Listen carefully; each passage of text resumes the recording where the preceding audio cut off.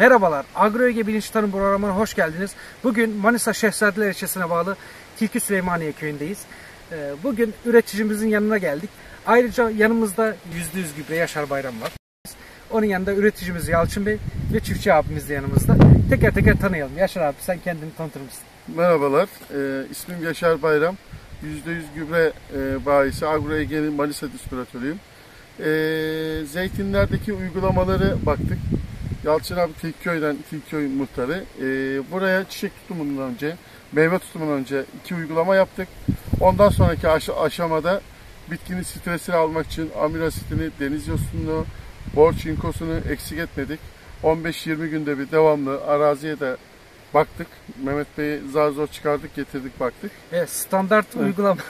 Aslında standart uygulamamızı burada çiçek öncesi başlamıştık zaten, değil mi? Evet. Çiçek öncesi son dakikada bizle tanıştın aslında abi. Evet, evet. Zaten burada ağaçları gezdiğimizde de belli oluyor bu tanışıklık. Neden diyorum? Çünkü eski odunumsu dallarda, eski geçen senenin sürgünlerinde yani demek istiyorum. Zeytin ciddi anlamda yok. Zeytin fakiri o dallar aslında. Zeytin yani yeni sürgünlerde hep zeytin çiçeği oluşmuş ve zeytine dönüşmüş. Zeytinler tepeden tırnağa dolu. Yani evet, normalde tek kısmında olacak olan zeytin üstte de var, altta da var. Çiçek tutumunu çok güzel yapmış, meyve tutumunu. Normalde meyve tutumuna 2 uygulama yapıyorlar, biz 3 uygulama yaptık. Niye? Hiçbir şeyi şansa bırakmadık. Yapılan masrafları da göz ardı etmedik. Meyve tutumunu güzel yaptık. Sadece Yalçın abinin arazisinde değil. Bu Tilkeş'te olsun, Manisa merkezde olsun, Paşaköy'de olsun, Manisa genelinde tamamında hepsini bakarak uygulama yaptırdık. Bakmadan uygulama yaptırmadık. Yani masa başında hiçbir uygulamayı yaptırmadık. Aslında bu arazinin bir handikapı da var abi. Neyi o mesela? Su. Su sıkıntısı. Yani burada en büyük sıkıntı buruşmalara karşı önlemimizi de almaya çalışıyoruz. Çiftçimize diyoruz ki bu sıcak Ağustos ayında, Ağustos ayının ortasında büzüşmeleri yani buruşmaları engellemek için deniz yosunu amino asit tarzı bitkide su stresini düşürecek ürünleri öneriyoruz. Aynen. Ve onu da attıracağız. Aslında yağmur yağma hissi oluşturacağız bitkide. Evet. Onun dışında Yalçın abiye soralım. Ne farklılık gördün abi ağaçlarında? Geçen seneye göre ne farklılıklar vardı? Geçen seneye göre çok farklılıklar var. Gerek tane ilerletmesinde gerek sürgünlerde. Bu sene bir de havaların kurak gitmesinden dolayı bakıyorum bazı zeytin ağaçlarında sürgün yapmamakla birlikte tanelerde hem silkme hem buruşma çok ön safhada. Bizim zeytinlerimizin kalorileri güzel, sürgünler güzel. Yani bu yıl Agro-Ege'nin farkıyla zeytinin şeyini anladık. Gövdelerde yosun var mı? İlk geldiğimizde. Aynen, gövdelerde yosun yok. Sürgünler güzel, taneler güzel. Yani buraya göktaş attın mı onu sorayım başta. Göktaş atmadık, sadece sizin bakırınıza girdik. Yani halka leke görüyor musun? Halka leke kesinlikle yok bu sene.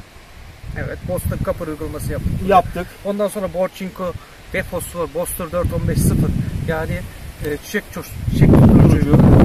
Amino asit uyguladık, deniz yosunu uyguladık. Aynen. Onun dışında yani başka görebildiği farklılıklar ne mesela ağaçlarında? Gerçekten taze sürgünlerde. Ya aynı bir sulanmış bahçeler gibi. Evet. Yani su olmamasına rağmen zaten köydeki arkadaşlar da gelip geçiyor bahçenin yanından. Buraya ne yapalım? Buraya ne atıyorsun sen? Hormon mu atıyorsun tanelere diye soruyorlar. Çekirdekliye hormon atarsan büzüşür zeytin. Evet. Ama hormon falan yok. Sadece Agro-Ege'nin yaprak gübreleriyle bu hale getirdik zeytini. Merkez Valimizin desteğiyle sağ olsun. Buradaki en büyük etken, şimdi sen dün geldin. Evet. Ne dedim? Ne atacağız dedim. Bir gelelim bakalım, görelim ona göre. İhtiyacı olanı verirsen maliyetler de düşük oluyor, sonuç da güzel oluyor. Ama bakmadan masa başına al bunu at dediğin zaman iş daha farklı. Arazide. Aynen.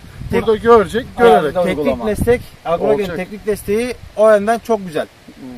Yani her 10 günde bir gelip bahçemizi dolaşıyor. Şu var, geçen senelerde mesela 2018 bizim çoğu çiftçimiz geliyor. 2018'de oluşan maliyetini şimdiyle kıyaslıyor. Aynen. Ve mesela o konuyu sen anlatalım. Biz onu 2018'de 65 dönüm bağ için 45.000 lira masraf yapan arkadaşlar bu sene ve her yıl ortalama 85 dönüme aldığı var. 550-600 kilo üzüm alıyoruz derken şu an kendi gözüyle daha kesmeden 800 kilo yemin ediyor, üstüne basıyor. Üzümüm var diyor, maliyetinde yarı yarıya aşağı. Aynısı zeytinde de, trilyede de. Zeytinde de, trilyede de aynı. Yine 85-90 dönüm aynı şekilde.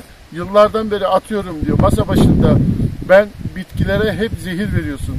Besleme vermiyorsun. Olmaz abi, sen karışma. sen karışma diye o adamlar mahsul düşüklüğü yaptı. Yıl kaybetti. En büyük şey zaten yıl. Parayla geri alamayacağımız tek şey yıl. Zaman. Bu zamanın hepsi gitti ellerinden. Bu sene diyor ki ağaçlarım çok güzel. Tepeden tırnağa dolu. Ve sonuçları da güzel. En büyük etken de araziye çıkıp teknik desteği veriyoruz. Evet. Bakıyoruz ihtiyaca göre. İşte damlamadan ne verilecek? Yukarıdan ne verilecek? Bunlara bakarak, görerek karar veriyoruz. Zaten Türkiye'de Sonuçları de da ondan güzel. bu arada zeytinlerinin sahibi Yalçınoflu'ya da selam söylüyoruz burada. Bu arada Yalçın abiyle de konuşuyoruz, zaten seninle konuşuyoruz. Bütün çiftçiler artık aslında malını yapan parayı kazanıyor. Yani ne kadar ucuz olsa bile malı çıkardıktan sonra kaliteli mal çıkarmak önemli olan. Güzel mal çıkardıktan sonra Türkiye'de kazanmıyor diye bir şey yok. Şimdi kazanıyorsun. Kaliteli maldan ziyade Yalçın abi burada her yıl farz-ı misal ağaç başı 10 kilo zeytin alıyorken buradan tutup 35-40 kilo 50 kilo zeytin almaya başladığı zaman yaptığı masraf da gözüne gelmeyecek. Niye? Biz ne kadar masraf yaptırdık diyelim, 10.000 lira masraf yaptırdık.